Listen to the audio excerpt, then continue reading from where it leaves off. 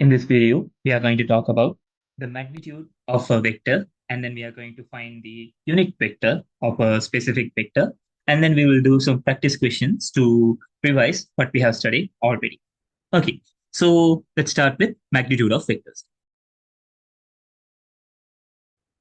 So, how do we find the magnitude of vectors? Well, to understand how magnitude of vectors work, we should understand the way that a graph works, y versus x graphs work. So let me draw a graph for you, first of all. So let's say there is a straight line. Okay, let's say there is a straight line in this graph. And let's mark the points here, points of the given straight line. So let's say this point is A, and let's say this point is B. So I can give A some coordinates. So let's say A has the coordinates x1, comma, y1, and B has the coordinates x2, comma, y2. Okay, so now I can mark them down in the graph itself. Yeah. So if this is A, then this will be x1 and this will be y1. And if this is B, I can confidently say this is x2 and this is y2. All right. Now I'm going to complete a right angle triangle by using this specific line segment. All right.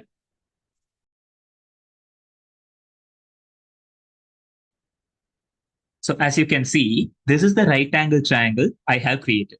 Let me name this as, I don't know, let's say this is C. Well, here we can clearly see, since this is a right angle triangle, I can apply Pythagoras theorem to find the length of AB. We can find the length of AB.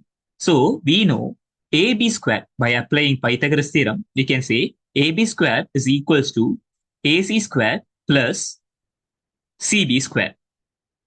Okay. And I can actually say AC is equals to x2 minus x1. Why? This length, this length is x2 minus x1. And I can confidently say BC is equals to y2 minus y1.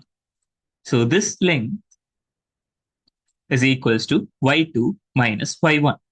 So I can say AB square is equals to x2 minus x1 whole thing square plus y2 minus y1 whole thing square.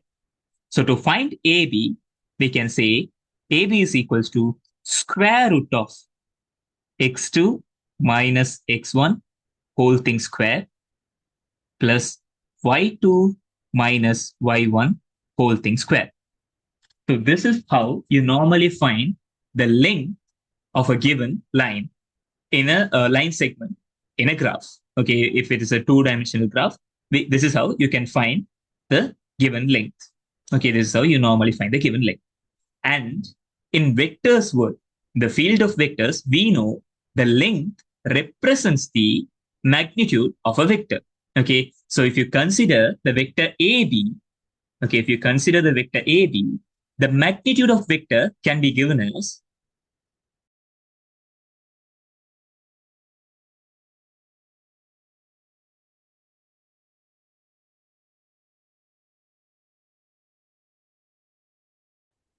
the absolute value or modulus of AB. And modulus of AB is equals to the line segment AB. And this is how you have to find the magnitude of vectors in a given plane. Okay, it can be in a given plane or it can be in given space. Okay, this is how you have to find the magnitude of vectors. So how can we apply this in the vector world? Yes, I will explain it to you. So let's say we have the ij plane here. Let's say we have the ij plane here. So we know this is O. And let's say there is a point A and A has the coordinates A1, comma A2. Okay, so I can say the position vector OA looks like this. The position vector OA looks like this. And we know this will be A1 and we know this one will be A2. Okay, so to complete this, I can apply the equation that I already know. The modulus of OA, the magnitude of OA will be equals to square root of A1 minus 0, since O is the origin, I can say 0 whole thing square plus A2 minus 0 whole thing square. So this will be equals to square root of A1 square plus A2 square. This is how you have to find the modulus or the magnitude of vector in a two-dimensional plane. What happens in a three-dimensional space? Okay, so let's say there is a vector in three-dimensional space. Let's say that is OB. OB is equals to, let's say, B1, B2, B3. Well, then you can find the magnitude applying the same equation, but this will be a little bit different since we have B3 also. So the magnitude of vector OB will be equals to square root of B1 squared plus B2 squared plus B3 squared. And this is how you normally find the magnitude of a given vector. Now, let's practice some examples so that we understand the core idea behind finding the magnitude of vectors. Let's say there is a vector called x, which is equals to 3, 4. Well, modulus of vector x will be equals to square root of 3 square plus 5 square, 3 square plus 4 square. And that will be equals to square root of 9 plus 16. That is equals to square root of 25, and that is 5 units. It can be any vector. If it's a velocity, we can say 5 ms minus 1. If it's acceleration, we can say 5 ms minus 2. If it's force, we can say 5 newtons. It depends on the quantity we are representing by using this vector. What about a vector in three-dimensional space? Well, that can be given as minus 6, 4, minus 6. So the modulus of the vector will be equals to the magnitude of the vector.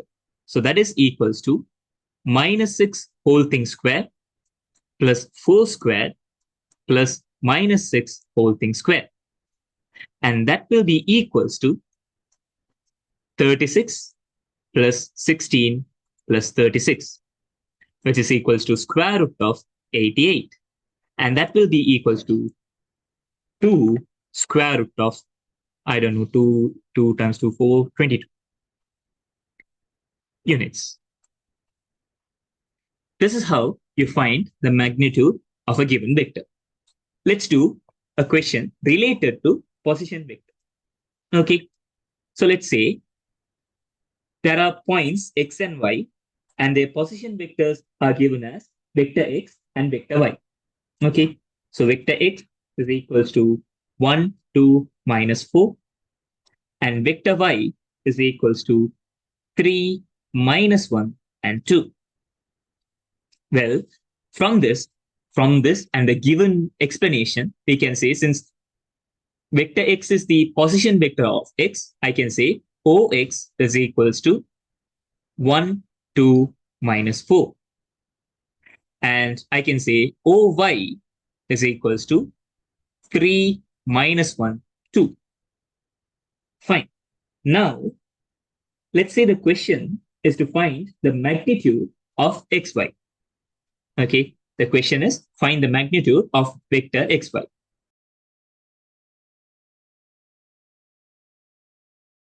So how can we find this?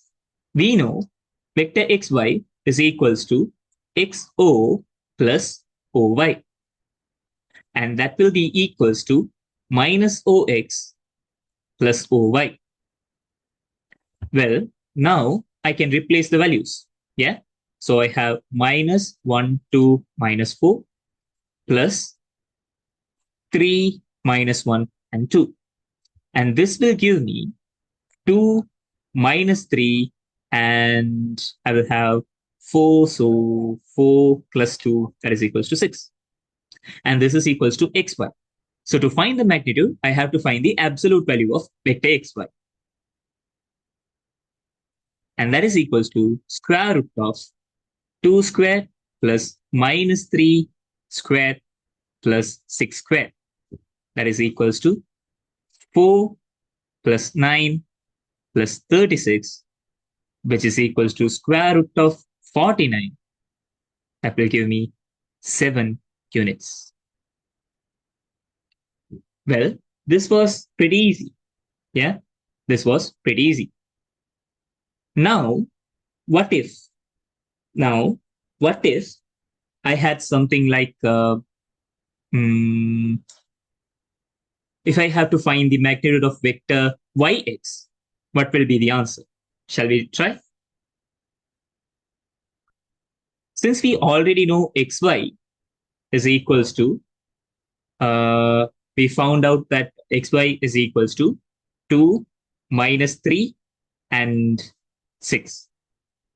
So I can confidently say yx will be equals to minus 2, 3, minus 6. So to find the magnitude of vector yx, I can say yx, the absolute value of yx will be the magnitude of yx. And that will be equals to square root of minus 2 whole thing square plus 3 square plus minus 6 whole thing square. And that will be equals to square root of 4 plus 9 plus 36, which is equals to square root of 49, which will give me 7 units. So can you see the relationship between these two vectors? Yeah. So we can say the magnitude of xy is equals to magnitude of yx. This is an important relationship that we should keep in our mind when we are doing question. Okay. Thanks for watching the 6th video in our vector series. If you found this explanation of the magnitude of vectors helpful, don't forget to like, share and subscribe for more tutorials. Hit the bell icon to stay updated with our latest videos. I have to make a separate video for unit vectors and I'll release it tomorrow. So stay tuned. Check out the full playlist to master vectors. I'll see you in the next video. Until then, keep learning and stay curious. Bye-bye.